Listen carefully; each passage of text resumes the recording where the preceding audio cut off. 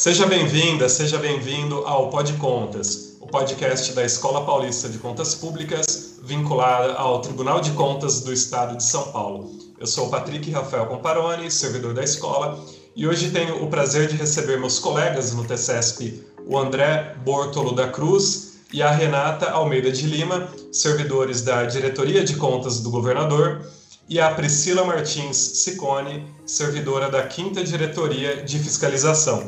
Os meus convidados de hoje vão falar sobre proteção e defesa civil. Meus amigos, sejam muito bem-vindos e obrigado por gravar o Pod Contas. Bom dia, Patrick. Bom dia às minhas colegas também, Renata, Priscila. Nós agradecemos o convite. Bom dia a todos. Gostaria de agradecer, Patrick, pelo convite, pela oportunidade de apresentar um pouco desse trabalho que nós realizamos na Diretoria de Contas do Governador. E queria agradecer também à EPCP, por promover esse ambiente de compartilhamento de conhecimentos aqui no Tribunal. Legal, pessoal. A gente agradece muito a participação de vocês. E eu vou direcionar a minha primeira pergunta para a Priscila. Priscila, eu quero lembrar o comunicado SDG número 13 de 2025, que foi publicado recentemente, alertando os órgãos jurisdicionados estaduais e municipais do TCESP sobre o dever de atendimento às diretrizes constantes da Lei nº 12.608 de 2012, que trata sobre os instrumentos de proteção e defesa civil. Nesse contexto, eu gostaria que você destacasse a importância do nosso IEGM, especificamente as dimensões do IAMB e do ICIDADES, para aprimoramento da proteção e defesa civil. Bom dia, Patrick. Bom dia, Renata, André. Primeiro, quero agradecer a oportunidade e para falar de um tema super importante e atual, que é a proteção e defesa civil nos municípios. Recentemente, o comunicado SDG 1325 trouxe um alerta aos órgãos públicos sobre a necessidade de se cumprir as diretrizes da Lei 12.608 de 2012. Trata-se de um marco da Política Nacional de Proteção e Defesa Civil, uma vez que estabelece instrumentos fundamentais para garantir a segurança da população frente a desastres naturais e antrópicos. E neste contexto, o IGM é protagonista em nossos trabalhos de fiscalização. Primeiro, porque o IGM é um termômetro da gestão pública municipal. Ele mede o quanto as prefeituras estão sendo eficazes na execução de suas políticas públicas. Ou seja, trata-se de uma ferramenta essencial para avaliar e aprimorar a gestão pública municipal, especialmente das áreas de proteção e defesa civil. Dentro do IGM, as dimensões ambiente e cidade são particularmente relevantes. E por que elas são tão cruciais? O ambiente olha como os municípios estão cuidando do meio ambiente. E por que isso é importante quando falamos de defesa civil? Simples. Muitos desastres, como enchentes, deslizamentos e até secas, têm raiz na degradação ambiental. Se a gestão ambiental é bem feita, com políticas de preservação, manejo sustentável e mitigação de riscos, o impacto desses eventos pode ser bem menores. O município que tira nota alta no ambiente está, na prática, se blindando contra desastres e protegendo vidas. Já o ICIDAD foca na gestão urbana, planejamento territorial, infraestrutura, serviços públicos, ou seja, tudo o que faz uma cidade ser funcional. E olha, uma cidade bem planejada, por consequência, é uma cidade resiliente. Estamos falando de sistemas de alerta eficientes, construções resistentes, respostas rápidas em situações de emergência. Portanto, o município que está bem posicionado no ICIDAD está preparado para encarar crises sem deixar a população em situação de vulnerabilidade. Perfeito, Priscila. E foi inclusive da avaliação do IEGM, no último exercício, que resultou na elaboração desse comunicado que nós mencionamos, certo? Certo. Quando o tribunal publicou o comunicado, havia sido constatado que em 2024, 402 municípios situavam-se na faixa C da dimensão do ICIDAD, ou seja, 62% encontravam-se em baixo nível de adequação. Um ponto importante que reflete bem o resultado dessa nota é que muitos municípios não possuíam instrumentos técnicos essenciais para a consecução de sua política pública. Um dos mais importantes é o Plano de Contingência e Proteção e Defesa Civil, o PLANCON. Para vocês terem uma ideia, dos 644 municípios do estado, praticamente metade, cerca de 302, responderam não possuir o PLANCON. Importante aqui mencionar quais implicações se tem ao não ter o PLANCON no município. A primeira delas é a resposta desorganizada em casos de emergência. Sem esse plano, não há resposta eficaz a desastres como enchentes, deslizamentos ou secas. É um caos total, tudo fica desorganizado, lento e ineficiente. E não para por aí. A falta de preparação e de medidas preventivas bem definidas pode resultar em mais vítimas, feridos e desabrigados. Fora os prejuízos econômicos, como infraestruturas destruídas e perdas agrícolas. É um efeito dominó. Importante ainda dizer que, sem o plano, os municípios enfrentam dificuldades para conseguir verbas emergenciais do governo federal ou estadual. E essa ajuda, em muitos casos, como é o da Defesa Civil Nacional, só vem se tiver o plano. E quanto à população? Fica muito mais vulnerável. Sem o mapeamento da área de risco, não há como realizar a evacuação planejada ou a comunicação clara para quem mora em lugares perigosos, como em costas ou beira de rio. Por fim, sem esse documento, a preservação fica totalmente comprometida. Fica difícil fazer campanha educativa, monitorar riscos ou investir em obras de contenção. É como se o município ficasse preso no ciclo de vulnerabilidade, caminhando no escuro. A Lei 12.608 já apontou o caminho. O IGM dá as ferramentas para medir o progresso. Considerando a última avaliação do IGM, fica bem claro que os municípios precisam priorizar mais essa política pública. Com certeza, Priscila. E assim fica muito claro também que esses não são apenas instrumentos burocráticos, né? Eles têm consequências práticas muito importantes e, no caso aqui, no salvamento de vidas, né? No caso de ocorrência de desastres. Então, são realmente da maior importância. E eu queria entrar um pouco mais em detalhe agora sobre algumas dessas dificuldades dessas faltas que têm sido notadas nos municípios, e queria saber, então, quais têm sido os principais desafios enfrentados pelos municípios na implementação das estratégias de defesa civil. Patrick, pela nossa experiência, podemos concluir que os principais desafios enfrentados pelos municípios nas nossas fiscalizações foram os seguintes. Em primeiro lugar, a falta de recursos financeiros. Muitos municípios, sobretudo os menores, possuem orçamento limitado, o que dificulta muito os investimentos em infraestrutura, equipamento e capacitação de suas equipes. Em nossas fiscalizações, tivemos situações em que constatamos que, embora um determinado município tivesse um diminuto orçamento destinado à pasta, parte desse recurso ainda tinha que ser destinado ao corpo de bombeiro local, dado um convênio lá estabelecido com o Estado. Outra situação que chama muito a nossa atenção em se tratando de recurso financeiro foi quando nos deparamos com a criação de um Fundo Municipal de Defesa Civil, que em princípio chegou a ser avaliado por nós como uma ótima medida. No entanto, esse fundo não passava de uma peça de ficção, pois a conta criada para gerenciar esses recursos jamais foi movimentada, ou seja, não tinha aportes. Outro ponto que também é relevante é a capacitação insuficiente dos agentes. Há uma carência de treinamento contínua para as equipes de defesa civil, o que compromete a preparação e a resposta rápida em situações de emergência. Verificamos em nossas vistorias uma situação ainda mais agravante no que se refere ao corpo funcional. No quadro de pessoal, embora houvesse vagas para o cargo de agente da Defesa Civil, elas não eram preenchidas, ou seja, todo o pessoal que trabalhava na Defesa Civil do município era oriundo de outras secretarias, ou seja, uma situação funcional bem precária.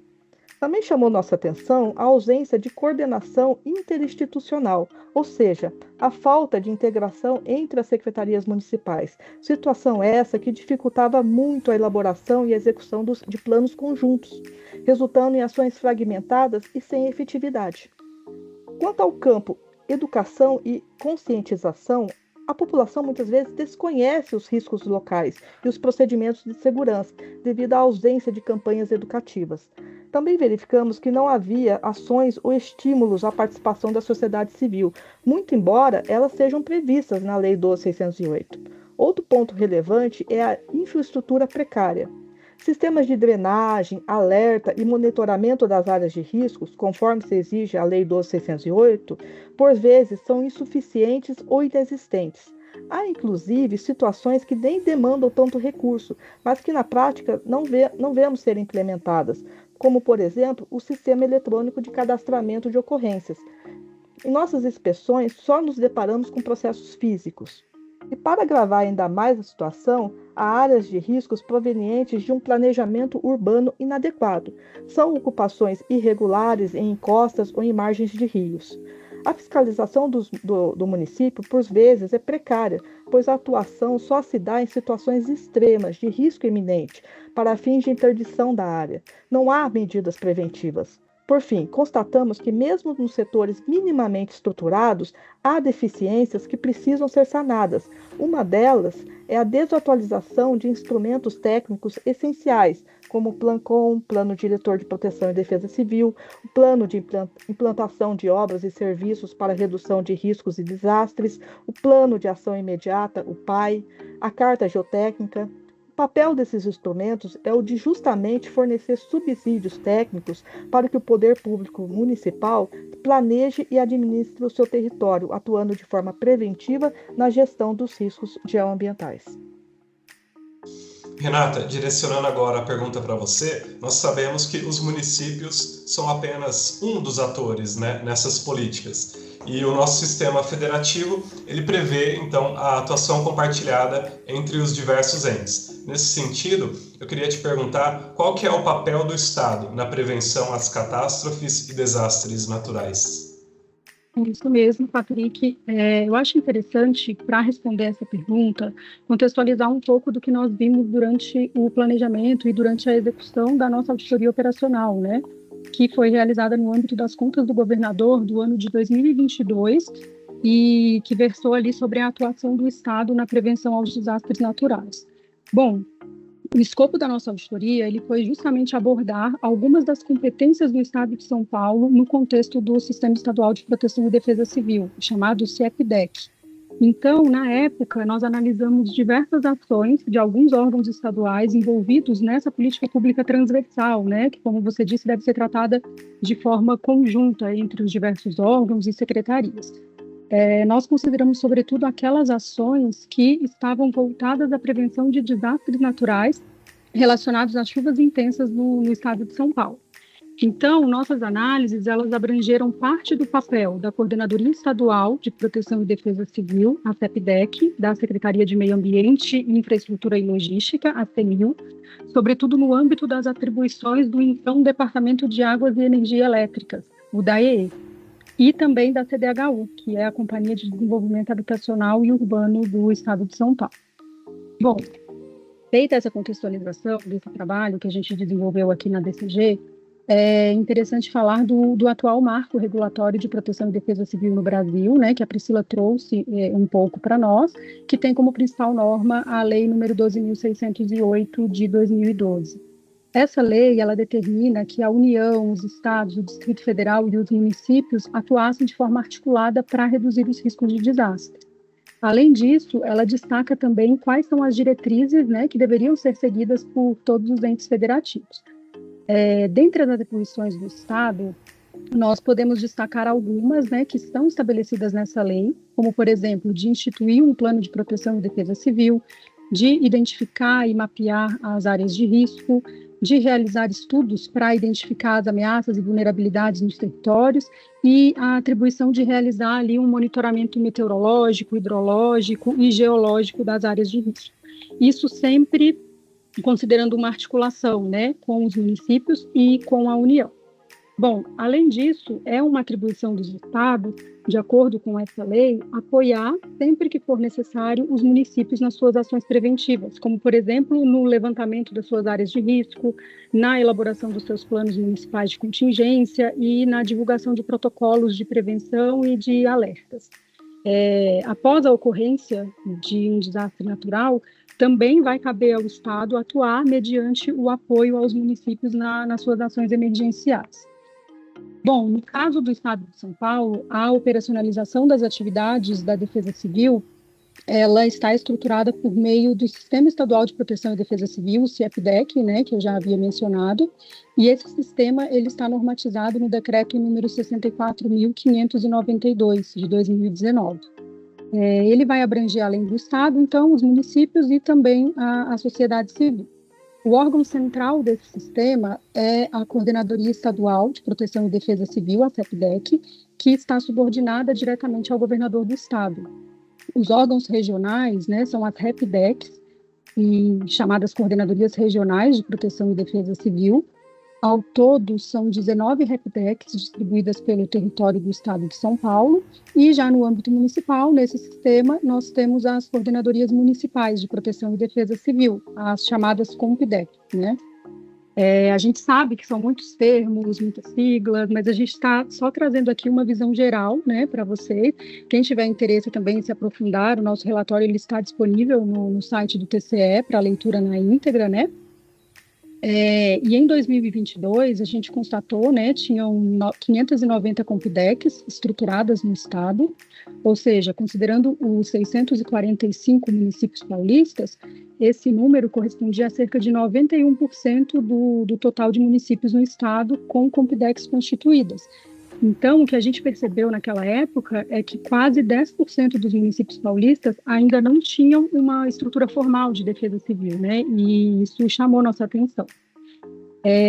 A atuação desses órgãos integrantes aí do CIEPDEC, ela deve, então, ser pautada no compartilhamento de dados, de estudos, de informações sobre as ações desenvolvidas em cada âmbito, né, com o fim principal de aprimorar a gestão de riscos de desastres no estado como um todo. Então, nesse sentido, a CEPDEC ela é a responsável pela coordenação e pela supervisão das ações de proteção e defesa civil no estado. Então, resumidamente, o Estado ele possui atribuições próprias, né, no contexto do Sistema Estadual de Proteção e Defesa Civil, mas ele também deve atuar ali no apoio aos municípios. Sim, claro. E nesse sistema de articulação, fica claro como que algumas carências que a Priscila trouxe, né, para a conversa, como falta de estrutura, instrumentos desatualizados, como isso imagino que pode prejudicar também numa ação articulada, né? E agora eu gostaria de perguntar para você, André, se você poderia nos dar exemplos das situações que vocês identificaram durante a execução da auditoria que a Renata mencionou, principalmente considerando a articulação das ações dos municípios e do Estado na gestão de crises e emergências. Claro, Patrick. Então, como a Renata falou agora na nossa primeira intervenção, essa auditoria operacional teve como enfoque os desastres naturais relacionados às chuvas intensas no estado de São Paulo. Então, assim, acho interessante ponderar que alguns outros eventos climatológicos importantes, com consequências severas para a população também, como, por exemplo, a estiagem, as secas, os incêndios florestais, não fizeram parte do nosso escopo, tá? E, bom, em relação aos achados daquela auditoria, a gente constatou que diversas situações indicavam, lá em 2022, a necessidade de aperfeiçoamento de algumas das atividades de proteção e defesa civil no Estado, sobretudo ações relacionadas à articulação entre as diversas secretarias e órgãos envolvidos na operacionalização do Sistema Estadual de Proteção e Defesa Civil. Então, para começar, nós analisamos algumas ações do Programa Estadual de Prevenção de Desastres Naturais e de Redução de Riscos Geológicos, chamado PDN. O PDN teve sua vigência entre os anos de 2012 a 2020. E sobre esse programa, a gente verificou que boa parte de suas ações não haviam sido executadas na forma e no prazo determinados por alguns decretos estaduais vigentes na época da nossa auditoria.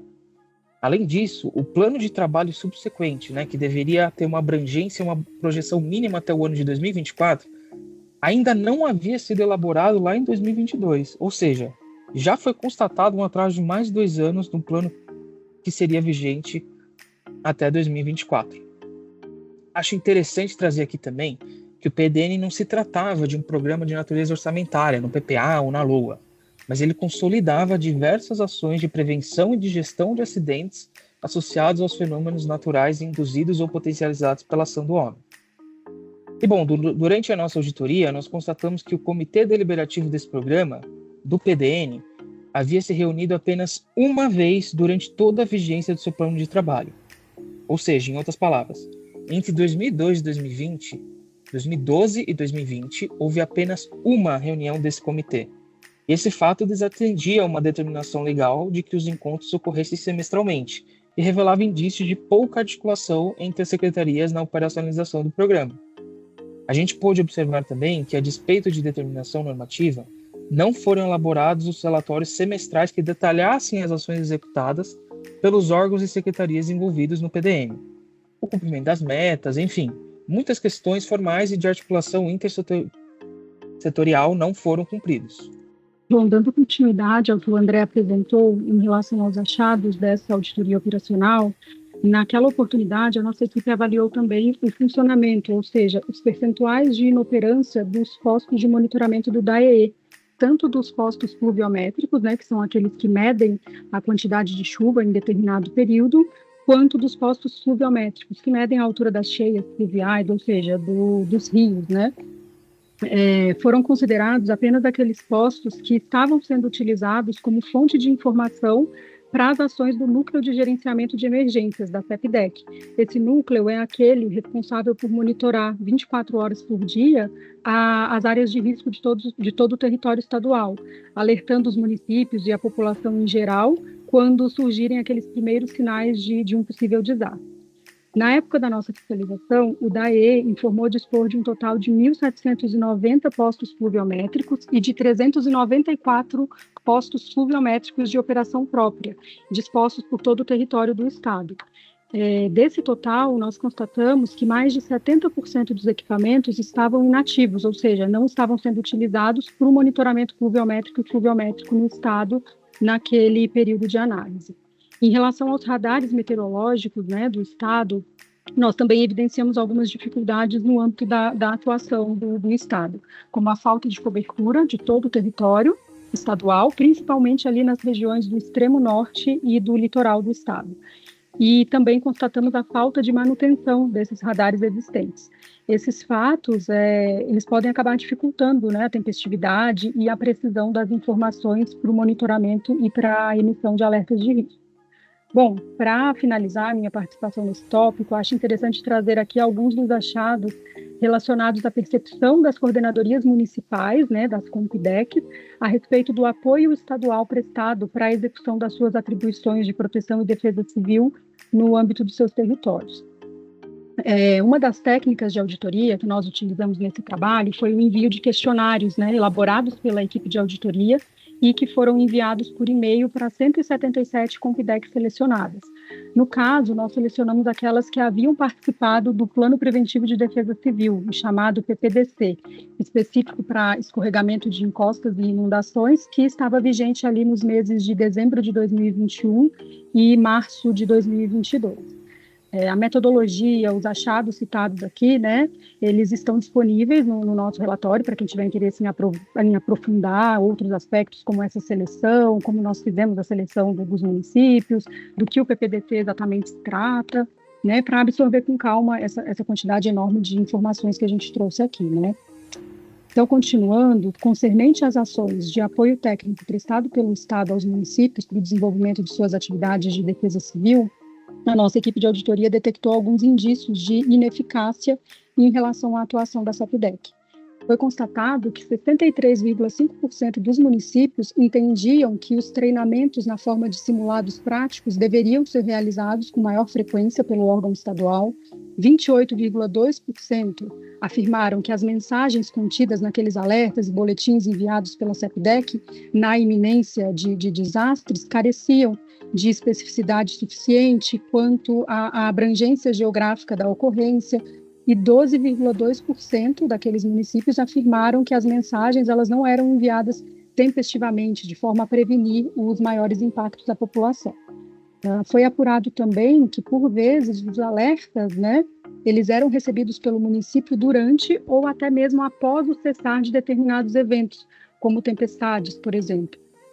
A gente demonstrou também que 70,5% dos municípios não tinham criado os núcleos de proteção e defesa civil, as chamadas NUPDECs, né, em suas comunidades situadas nas áreas de risco, e dentre esses municípios, 57% informaram que não tiveram nenhum incentivo do Estado para tal, né? Rapidamente, acredito que é válido a gente comentar um pouco mais sobre essas chamadas NUPDECs. As NUPDECs, elas são os núcleos locais, né, compostos por voluntários que vão atuar junto à sua comunidade a fim de auxiliar tanto nas atividades de prevenção e mitigação, como também nas respostas imediatas aos desastres, ou seja, seria aquela pessoa que reside na comunidade de área de risco, que num momento de emergência auxiliaria os demais moradores com maior tempestividade, tendo tido treinamento para exercer tal atividade. Bom, diversos outros achados foram constatados através do envio desses questionários aos municípios selecionados. Aqui a gente trouxe apenas alguns deles, que não necessitavam de longas contextualizações, né, e que nós entendemos que seriam relevantes para demonstrar um pouco desse papel do Estado no apoio e na prevenção aos desastres naturais. Agora o André vai trazer aqui uma outra parte importante da nossa auditoria, que foram as visitas em loco a alguns projetos de habitação da CDHU. Obrigado, Renata. Bom, vamos lá então. Nós visitamos 5 projetos da CDHU. 2 deles eram localizados no município de Santo André, que foi o Jardim Santo André e a Chácara da Baronesa, um em Cubatão, outro em Guarulhos, no bairro de Pimentas, e por fim em Hortolândia. O objetivo das visitas foi o de constatar a situação das famílias que residiam em áreas de risco geológico alto, chamado R3, e muito alto, R4, de uma escala que começa no R1, né, como o risco menor, e vai até o citado R4, de maior risco. E também nesses projetos foram visitadas áreas de risco de inundação, ou o chamado risco hídrico. Bom, a gente aproveita para destacar que não apenas os locais visitados abrangiam pessoas que viviam em locais com risco de deslizamento, ou em áreas de alagamentos, mas também contava com moradias em condições precárias, como casas de madeira, paredes e telhados improvisados, ou vivendo com esgoto a céu aberto, caminhos e vielas estreitas, muitas vezes com ratos, outros vetores de doenças, ou seja, era realmente uma parcela da população que urgentemente necessitava de maior atenção do poder público. E a gente teve algumas constatações em comum após a visita desses 5 empreendimentos da CDHU. Primeiramente, verificamos que algumas das intervenções e projetos da companhia nesses locais caracterizaram-se pela necessidade de constante alteração nos cronogramas de intervenção. Estamos falando aqui de atraso na escala de anos, por vezes, não somente meses. Ainda, sobretudo no âmbito do Jardim Santo André, as ações realizadas pela companhia não foram eficazes a ponto de garantir que áreas de elevado risco geológico e hídrico fossem desocupadas de forma permanente, observando-se repetidas reocupações e consequente necessidade de replanejamento e retrabalho. A própria CDHU afirmou em nota técnica elaborada em junho de 2021 que seria necessária e inevitável a revisão total do plano de ação a ser implementado para resolver definitivamente os problemas da área, isso referente ao Jardim Santo André. E também foi constatado que os arrolamentos realizados pela CDHU, enviados à equipe de auditoria, não continham a informação de quantas e quais das famílias arroladas estavam residindo em áreas de risco geológico alto e muito alto, ou em risco de inundações. Dados esses que poderiam nortear os planos de atendimento habitacional e reassentamento prioritário às famílias nessa situação. Em outras palavras, não se sabia com precisão o número de famílias residentes nessas áreas de elevado risco. Ainda nesse aspecto, a companhia não apresentou à equipe de auditoria planos de atendimento habitacional e reassentamento nas áreas analisadas que demonstrassem prioridade no atendimento às famílias em situação de risco, conforme determinava a legislação utilizada como critério naquela auditoria. Ou seja, acredito que tenha ficado claro para o nosso ouvinte que, dentre esses principais achados trazidos por nós, a gestão de políticas públicas de proteção e defesa civil são interfederativas e também intersetoriais, exigindo que diversos órgãos não apenas realizem suas atribuições legais próprias, mas também se articulem para garantir a eficácia e tempestividade da política pública. Priscila, voltando agora com você, mas abrindo também para a participação da Renata e do André, quais são as expectativas para o futuro da proteção e defesa civil no Brasil, considerando o avanço das tecnologias? Patrick, considero bastante promissoras, tendo por base as tendências atuais e as iniciativas em curso. Um exemplo é a utilização de tecnologias como drones, sensores remotos e satélites que permitam monitoramento em tempo real das áreas de risco, como encostas, rios e zonas suscetíveis a queimadas. No futuro, podemos até esperar que existam sistemas de inteligência artificial que possam analisar esses dados para prever eventos com maior precisão, reduzindo os impactos ambientais antes que eles ocorram. Olha, Patrick, eu acredito que seja oportuno mencionar, no contexto dessa questão, a grande relevância do uso da tecnologia nas atividades que envolvem, sobretudo, a etapa de prevenção aos impactos de um desastre natural, como deslizamento, alagamentos, incêndio, dentre outros. Nos últimos meses, eu acredito que todos nós já tenhamos recebido algumas vezes aquele alerta da Defesa Civil no nosso smartphone. Em caso de tempestades, eu falo de chuva, ventania, trovoadas, etc. E não é uma mensagem de alerta trivial. O celular vibra mais forte, a mensagem se sobrepõe a qualquer aplicativo que porventura esteja aberto no celular, pelo menos foi essa experiência que eu tive. E é uma prática importantíssima e necessária. Atualmente, pelo bem ou pelo mal, o celular está sempre perto da gente. Então, inegavelmente, é um dos meios mais eficazes e rápidos para que uma informação tão relevante chegue até nós. Até porque, dependendo da intensidade do evento climático, alguns segundos podem fazer total diferença. E outra tecnologia moderna que está em altas, assim como a Priscila comentou, são os drones, que no contexto dos desastres naturais, podem ser utilizados tanto nas atividades que envolvem a prevenção, como, por exemplo, o mapeamento geográfico de áreas de risco, como também após um desastre, por exemplo, em um alagamento, como aqueles ocorridos em Porto Alegre, podendo auxiliar na identificação de pessoas que eventualmente necessitem de um resgate imediato, como aqueles que ficaram presos em cima de telhados, dentro de apartamentos, lojas, etc. Então, assim, isso a gente fala em conjunto com outras medidas, e um bom planejamento, claro. O que eu quero dizer? Que a disponibilidade da tecnologia por si só não se basta. Então, eu acredito que, em termos de expectativas para o futuro, o uso da tecnologia no planejamento e implementação de políticas públicas relacionadas à defesa civil tem sim a oportunidade de potencializar todas as etapas que envolvem tanto a prevenção como a resposta a desastres naturais, sendo uma grande aliada para a defesa civil e demais órgãos públicos envolvidos. Agora, para a gente finalizar, e mais uma vez aqui agradecendo a participação da Priscila, da Renata e do André, eu gostaria de deixar um espaço para os recados finais de vocês sobre esse tema tão importante sobre o qual nós conversamos. Patrick, eu considero que os desafios que demanda a política pública de defesa civil, ela tem que ser de forma integrada, tem que haver investimentos consistentes, engajamento comunitário para fortalecer a resiliência municipal. É aquela história, é um ciclo. Sem planejamento não há prevenção, sem prevenção os problemas se agravam e sem ação o município não avança.